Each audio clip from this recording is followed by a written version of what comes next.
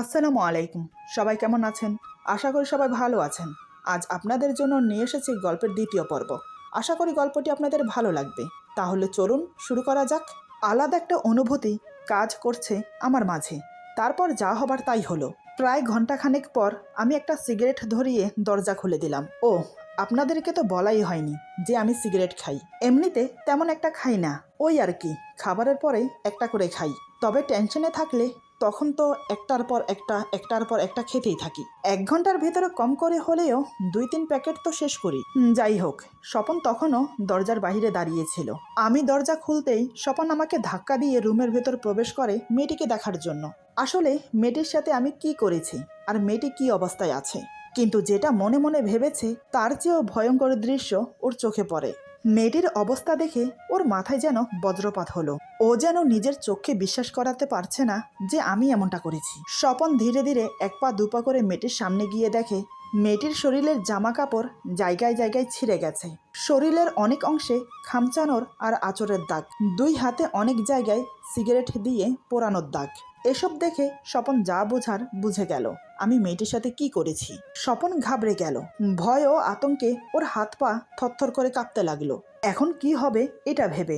মেয়েটির এমন করুণাময় অবস্থা দেখে স্বপন রাগে ফেটে পড়ে আমার উপর। স্বপন চেঁচিয়ে বলে, এটা এটা তুই কি করলি? শেষমেশ তুই মেয়েটাকে ধর্ষণ করলি? মাহির, আমি তোর থেকে এটা আশা করিনি, কখনো ভাবতে পারিনি তুই এমনটা করবি। আমি বিশ্বাস করতে পারছি না। তুই কি আমার সেই বন্ধু মাহির, না অন্য কেউ? তুই কিন্তু কাজটা ভালো করলি না মাহির। এবার এবার কি হবে? মেয়েটি যদি পুলিশের কাছে গিয়ে কমপ্লেন করে তাহলে তোর সাথে সাথে আমাকেও জেলে যেতে হবে। কেন করলি এমনটা তুই? আমি আমি জাস্ট ভাবতে পারছি না আর। আমি খুব শান্ত গলায় বললাম, কেন জেলে যেতে ভয় পাচ্ছিস? ভাবিস না, কিচ্ছু হবে না। স্বপন বলে, তুই যে কাজটা করেছিস এর পরেও তুই বলছিস কিচ্ছু হবে না?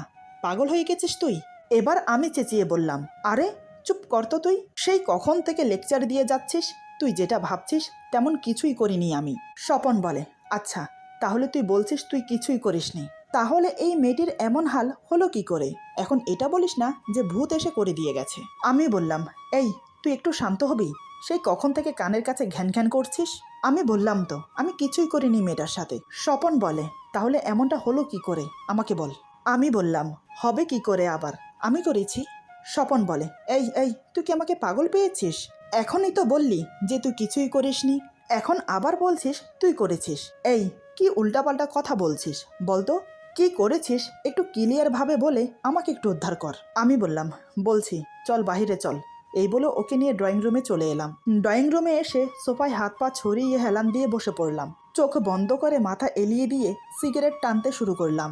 এদিকে স্বপনও একটা সিগারেট বের করে ধরালো। আমি কিছুক্ষণ চুপ থেকে বললাম, তুই যেমনটা ভাবছিস আমি মেয়েটার সাথে তেমন কিছুই করিনি। স্বপন বলে, তাহলে তুই তো আমার সামনেই ঘরের দরজা বন্ধ করে ঘন্টাখানেক মেয়েটির সাথে ছিলি।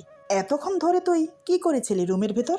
আমি বললাম, তোকে রুম থেকে বের করে দিয়ে আমি দরজা লাগিয়ে দেই। তারপর বেশ কিছুক্ষণ চিন্তা করলাম কি করা যায় মেয়েটির সাথে। তবে এমন একটা কিছু করতে হবে যাতে মেয়েটিকে আমার ইশারায় নাচাতে পারি। অনেকক্ষণ ভেবে একটা বুদ্ধি বের করলাম। স্বপন আমাকে থামিয়ে দিয়ে বলে, তা বুদ্ধিটা কি? মেয়েটাকে ধর্ষণ করা? আমি বললাম, না, আমি মেয়েটিকে ধর্ষণ করিনি, তবে টর্চার করেছি। মেয়েটির ওড়না সরিয়ে ওর জামার জায়গায় জায়গায় ছিঁড়ে দিয়েছি, সিগারেট দিয়ে হাতের বিভিন্ন জায়গায় পুড়িয়ে দিয়েছি। স্বপন বলে, আর আঁচড়ের দাগগুলো সেগুলো কিভাবে হলো? আমি বললাম, সিম্পল ব্যাপার, ফলের ঝুড়িতে কাঁটাওয়ালা ছুরি ছিল, সেটা দিয়েই আঁচড়ের দাগগুলো করেছি। স্বপন বলে, তাহলে তুই বলছিস তুই মেয়েটিকে ছুঁয়েও দেখিসনি? আমি বললাম, না, তোর কি ধারণা আমি এমনটা করতে পারি? স্বপন বলে, তোর প্রতি আমার বিশ্বাস ছিল যে তুই এমনটা করতে পারিস না, তবে তুই যখন আমাকে ঘর থেকে বের করে দিয়ে দরজা বন্ধ করে দিয়েছিলি, সত্যি বলতে আমি তখন কনফিউজ হয়ে গিয়েছিলাম, ভেবেছিলাম তুই খারাপ কিছু একটা করবি। আমি বললাম, সেটা আমিও অবশ্য দরজা বন্ধ করে ভেবেছিলাম যে তেমন কিছু করব, কিন্তু কি জানিস, বিবেক বলে কিছু আছে আমার, আমি অতটাও অমানুষ না, তবে আমি একটা অন্যায় করেছি। স্বপন বলে, কি? আমি বললাম, আমি মেয়েটাকে কিস করেছি। স্বপন আমার কথা ভালো করে না বুঝে বলে, সে আর এমন কি? যখনই বুঝতে পারলো আমি কিসের কথা বলেছি তখন চেঁচিয়ে বলে, কি তুই মেয়েটাকে কিস করেছিস? আমি বললাম, হ্যাঁ করেছি, এমনকি তার ভিডিও বানিয়েছি। আমার কথা শুনে স্বপন এবার নড়ে চড়ে বসে বলে, এই মাহির, তুই কি করতে চাইছিস সত্যি করে বলতো? দেখ দোস্ত, আমি কিন্তু এখন সত্যি কনফিউজ হয়ে যাচ্ছি। আর এই ভিডিওটা কেন বানিয়েছিস? আমি বললাম, কেন আবার? এই ভিডিওটা দেখিয়ে ওকে আমি বাদর নাচ নাচাবো, আমার প্রত্যেকটা অপমানের প্রতিশোধ নেব। এখন শুধু বাকি এই ভিডিওটাকে আরেকটু এডিট করা। স্বপন বলে, কাজটা কি ঠিক হবে? মেয়েটি যদি পুলিশে কমপ্লেন করে? আমি বললাম, আমার মনে হয় না পুলিশের কাছে যাবে মেয়েটি। এই ভিডিও দেখিয়ে প্রত্যেক রাত যদি আমার বিছানায় ওকে না এনেছি, তো আমার নাম মাহির না। আমার কথা শুনে স্বপন চোখ বড় বড় করে তাকায় আমার দিকে। স্বপন অবাক হয়ে বলে, প্রতি রাত বিছানায় এনে ফেলবি মানে? কি করবি তুই? আমি বললাম, দেখ, এত প্রশ্ন করিস না তো, একটার পর একটা প্রশ্ন করেই যাচ্ছিস। স্বপন বলে, আহা, রেগে যাচ্ছিস কেন? তোর প্ল্যান কি সেটা ভালোভাবে খুলে না বললে আমি বুঝবো কি করে, বলতো?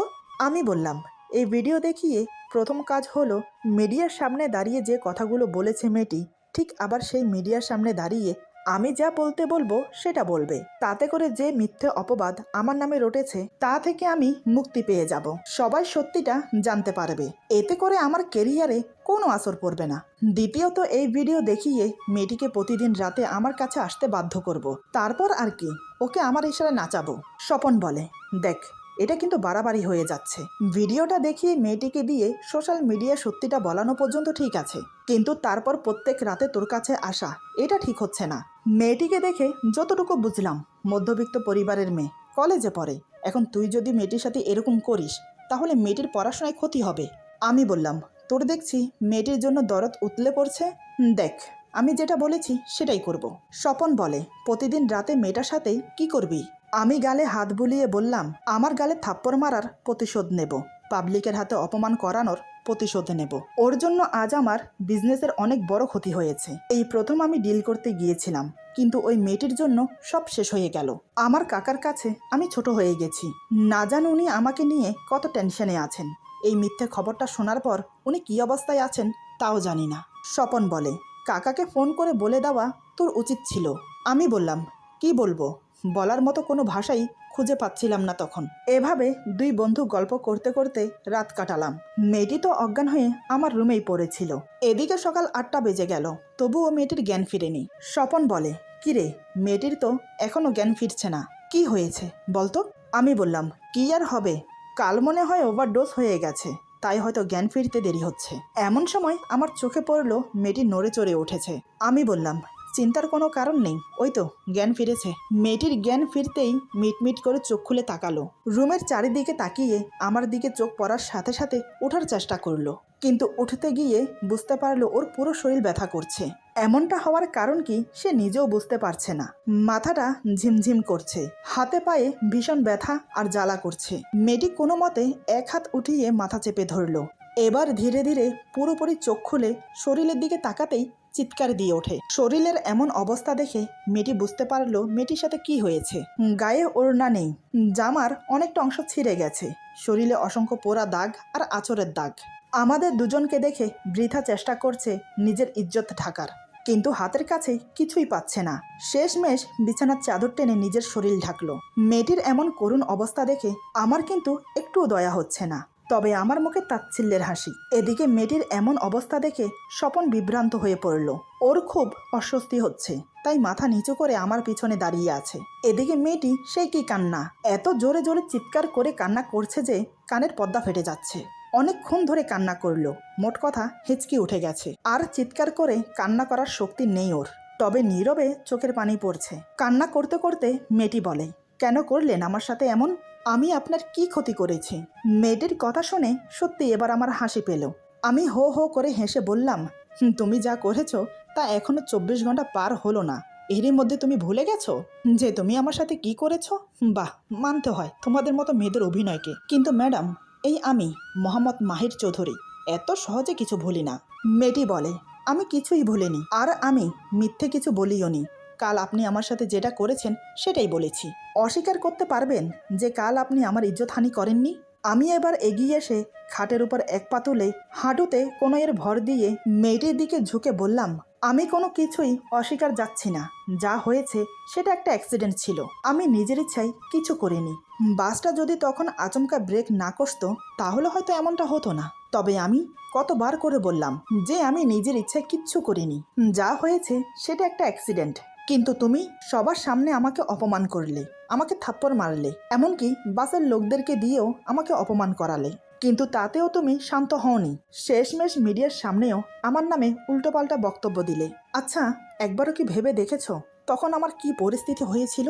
মেয়েটি বলে, আমি মানলাম যে সামান্য একটা ভুল বোঝাবুঝির জন্য এমনটা হয়েছে, তাই বলে আপনি আমাকে তুলে এনে ছি, আমি বলতে পারছি না। আমার তো সব শেষ হয়ে গেল, কিছুই অবশিষ্ট রইল না। কোন মুখে আমি আমার মায়ের সামনে গিয়ে দাঁড়াবো? এই সমাজে আমার কোনো ঠাঁই হবে না। এর থেকে ভালো হতো আমি যদি মরে যেতাম। এই বলে আবার কান্না করতে লাগলো। আমি বললাম, কি এমন হয়েছে?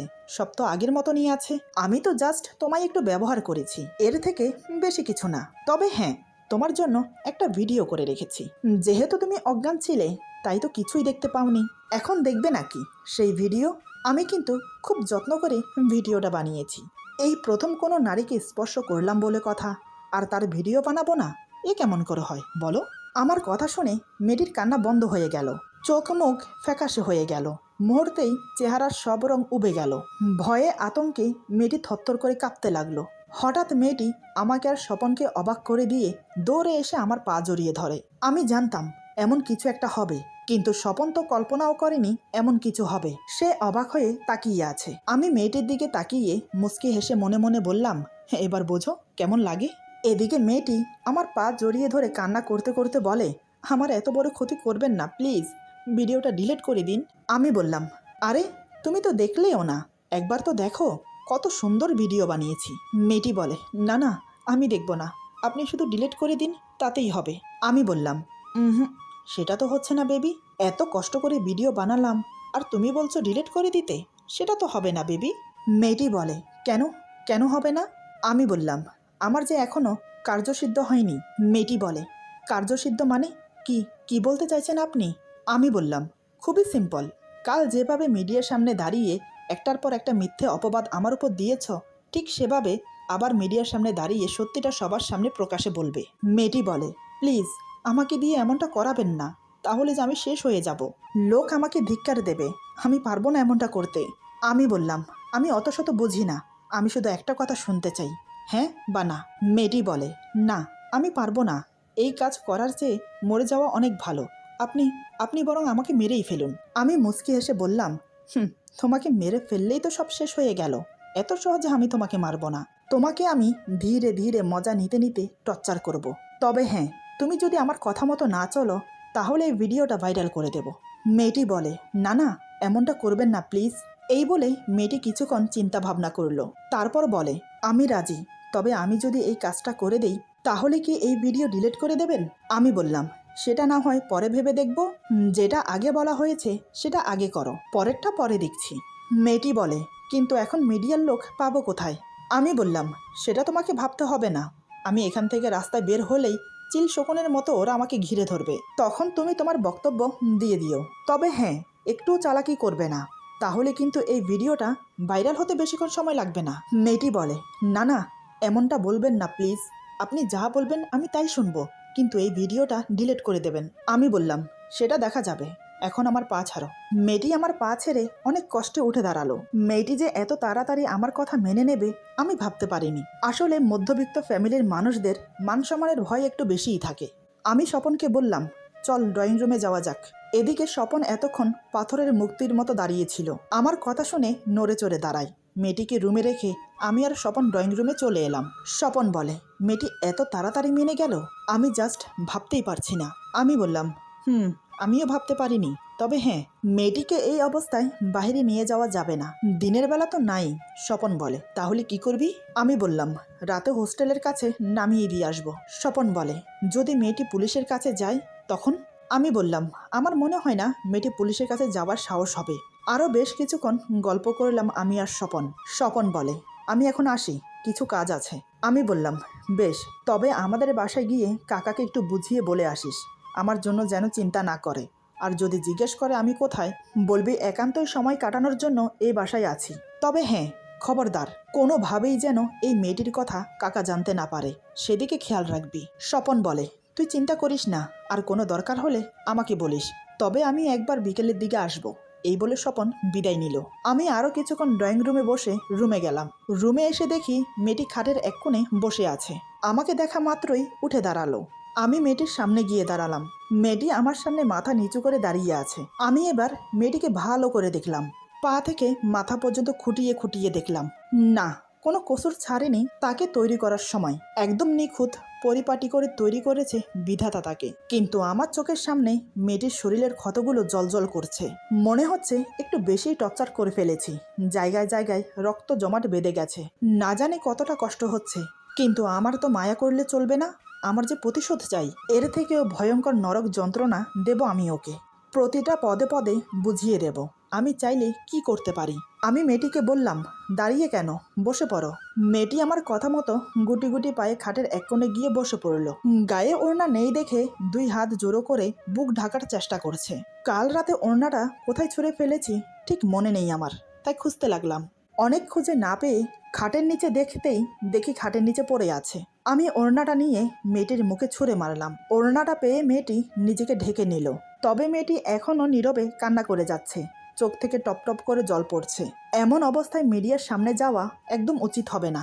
মেয়েটির এই অবস্থা দেখলে সন্দেহের তীর আমার দিকেই আসবে। আমি বললাম, এভাবে কান্না করছো কেন? কান্না করলে কি সব ঠিক হয়ে যাবে? দেখো, যা হবার হয়ে গেছে।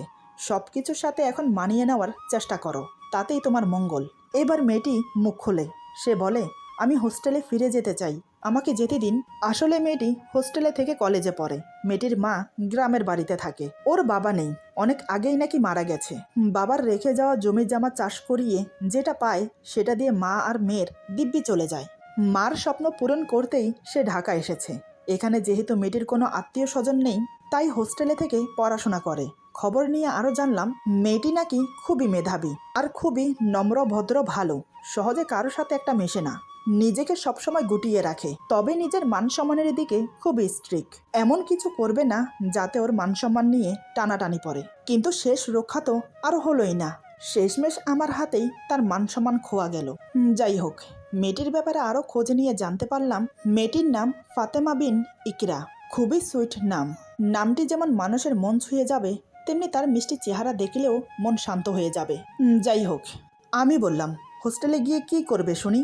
এমন অবস্থায় হোস্টেলে গেলে কি হবে বুঝতে পারছো? তোমার এই অবস্থা দেখে সবাই যখন জানতে চাইবে যে তোমার সাথে কি হয়েছে, তখন কি উত্তর দেবে?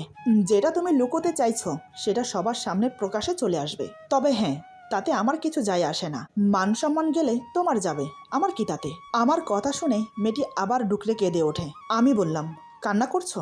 আরো জোরে কান্না করো। তোমার এই কান্না দেখতে আমার খুব ভালো লাগছে। একটুও মায়া হচ্ছে না তোমার জন্য আমার। তবে আমার মনের ক্ষোভ এখনো মেটেনি। যতক্ষণ না মনের ক্ষোভ না মিটে যাচ্ছে, ততদিন তুমি আমার হাত থেকে রেহাই পাবে না। যখন যখন বলবো ঠিক তখন তখন তোমাকে আমার কাছেই আসতে হবে। আর না এলে তাহলে তো বুঝতেই পারছো, তোমার ভিডিওটা লাখ লাখ কোটি কোটি লোক দেখবে আর মজা নেবে। তখন ভালো হবে? ফাতেমা বলে, আমার যা সর্বনাশ করার তো করেই ফেলেছেন, এবার অন্তত আমাকে মুক্তি দিন। আর কি চান আপনি? কেন আমার সাথে এমন করছেন? সামান্য একটা ভুলের অনেক বড় কিমত আমি চুকিয়েছি। ফুলের মতো চরিত্রে কলঙ্কের দাগ লাগিয়ে দিয়েছেন। উজ্জ্বল ভবিষ্যৎকে আধারে ডুবিয়ে দিয়েছেন। যে শরীর নিয়ে মেয়েদের অহংকার থাকে, সে শরীরটাকে ভোগ করে কালিত্ব মাখিয়ে দিয়েছেন। আমার যে আর আমার বলতে কিছুই নেই, তাহলে আর কি চান? আমি বললাম, এখনো তো অনেক কিছু করার বাকি আছে। এই বলে ঠাস করে একটা থাপ্পড় দিয়ে বিছানার উপর ফেলে দিলাম। আমি বললাম, এই যে এটা দেওয়ার বাকি আছে, তবে আরও অনেক কিছু বাকি আছে। তার আগে বলো, থাপ্পড়টা কেমন লাগলো? প্রতিদিন এমন একটা করে থাপ্পড় খাওয়ার জন্য প্রস্তুত থাকো, যতদিন না আমার মন থেকে ওই থাপ্পড়ের কথাটা মুছে না যাচ্ছে, যে থাপ্পড় তুমি আমাকে মেরেছো। এদিকে মেয়েটি থাপ্পড় খেয়ে আবার অজ্ঞান হয়ে যায়। মনে হয় আমার শেষের কথাগুলো শুনতেই পাইনি। আসলে আমি থাপ্পড়টা খুব জোরেই মেরেছি। আমি এগিয়ে এসে মেয়েটির মুখের উপর থেকে চুলগুলো সরিয়ে দেখি 5 আঙ্গুলের দাগ স্পষ্টভাবে ফুটে উঠেছে, একদম রক্তবর্ণ ধারণ করেছে, এমনকি সাথে সাথে গাল ফুলেও গেছে। আমি মেয়েটিকে সুন্দর করে বালিশের ওপর শুইয়ে দিয়ে পা দুটো বিছানার ওপর তুলে দিলাম। তারপর আলমারি থেকে একটা পাতলা কম্বল বের করে মেয়েটির গায়ে জড়িয়ে দিলাম। আসলে মেয়েটির পুরো শরীর ঠান্ডা হয়ে গেছে। আমি মেয়েটির মাথার কাছে গিয়ে মাথায় হাত বুলিয়ে বললাম, তোমার মতো ফুলকে শুধু ভালোবেসে বুকের ভেতর রাখা যায়, কষ্ট দেওয়া যায় না। কিন্তু তুমি আমার সাথে যেটা করেছো তার কি